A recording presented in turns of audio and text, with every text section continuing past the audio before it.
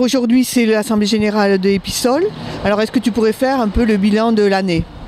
Alors, le bilan de l'année, donc l'épicerie est ouverte tous les jeudis de 9 h à 17 h. Depuis le Covid, on n'ouvre plus qu'une journée, mais non-stop avec entre midi et 2, avec des heures de passage pour les bénéficiaires. Nous avons dans l'association 30 bénévoles, oui, dont 15 qui font partie du conseil d'administration. Cette année, nous avons aidé 125 familles, ce qui représente 247 personnes. Mais si on ramène à l'année pour l'aide, oui, ça représente 4 533 personnes aidées dans l'année. L'embauche d'une apprentie depuis le mois de septembre, Amélie Gambier. Une personne seule âgée de 45 ans avec un handicap, il bénéficie d'une allocation aux adultes handicapés, s'élevant à 950 €. Et par ailleurs, c'est un monsieur qui travaille à temps partiel malgré le handicap dont il est atteint.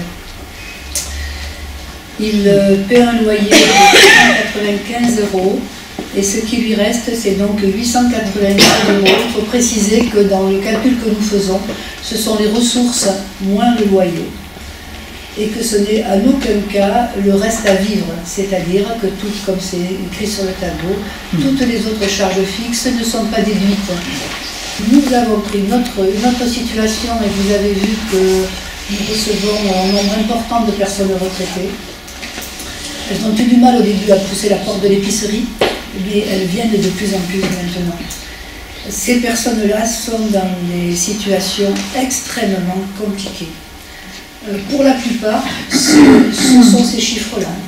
Retraite de base 723, retraite complémentaire, et on a des retraites inférieures à cela. Retraite complémentaire 386. Toujours approximativement les mêmes montants de loyer qui avoisinent, là c'est 439, mais qui peuvent avoisiner 500 dans le secteur. Et donc là il reste à cette personne 670 € avec tout le reste des charges à déduire, notamment l'électricité, l'eau, les assurances. Une famille avec un père salarié qui travaille dans l'agroalimentaire avec tous les problèmes qu'il y a eu aussi ces derniers temps, donc des temps de non-emploi en raison de la grippe aviaire, pour un salaire de 1154 €. Il y a 3 enfants pour des prestations familiales, des allocations 558 €, une allocation logement à 272 pour un total de 1984 € et un loyer là aussi de 462 €. Donc il reste 1593 avec toutes les charges non déduites, comme je le précisais précédemment. Est-ce que tu pourrais nous expliquer comment ça fonctionne? Parce que les gens qui viennent paient une partie. Oui, alors c'est comme un magasin, sauf que les bénéficiaires d'Épissol payent entre 15% et 30% du prix des denrées. Donc tout ça c'est possible parce qu'on achète nos produits essentiellement à la banque alimentaire. Et ensuite, on fait aussi des achats avec des commerçants. On essaye de faire travailler les commerçants d'Agedmo. Donc, on a plusieurs partenaires sur Agedmo. Et on a aussi une ramasse à Lidl et des dons aussi d'autres entreprises comme la Scalande à Saint-Sevé.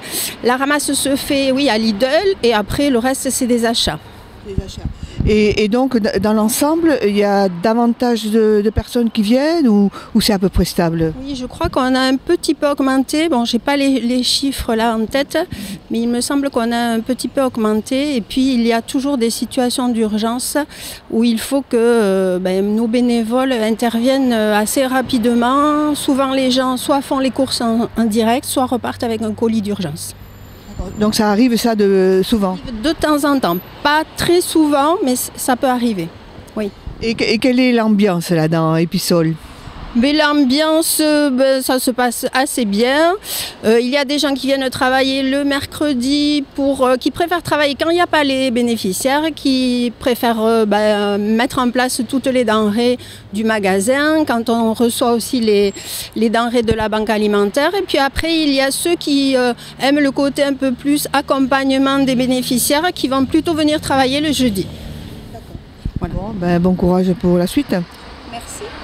Et sur votre créneau, je vous félicite encore tous les bénévoles qui travaillent et qui œuvrent pour le bien de ces personnes en grande difficulté. Et vous aurez toujours le soutien de la municipalité. Voilà. Merci à vous. Merci pour votre invitation. Bon, moi, je vais me joindre au remerciement, bien sûr, parce qu'il y a un réseau d'entraide sur Ageron qui est très très important et dont Epissol fait partie. Moi, j'ai surtout été au-delà de ce que vous faites en termes d'épicerie. J'ai été très impressionnée par tout ce que vous apportez autour, et qui est extrêmement important parce que on sait bien que les personnes en difficulté ont besoin, certes, de se nourrir, mais pas uniquement de se nourrir. Que tout le reste, c'est une partie, je dirais, presque aussi importante. Voilà. Monsieur Vallet. Moi, bon, je m'associe aux remerciements qui ont déjà été formulés. J'étais déjà là hier soir avec quelques-uns d'entre vous pour prendre la mesure quand même de aussi un peu l'état de notre société, hein, les plus fragiles d'entre nous. La présentation que vous en avez faite je trouve est très parlante. Les trois profils que vous avez présentés, la réalité du reste à vivre évidemment est bien plus bas que ce que vous avez montré, défalqué simplement de loyer. Vous rajoutez le chauffage, le carburant, les assurances, la nourriture, et puis pour vivre, être dans la vie, au milieu des autres, il y a rien.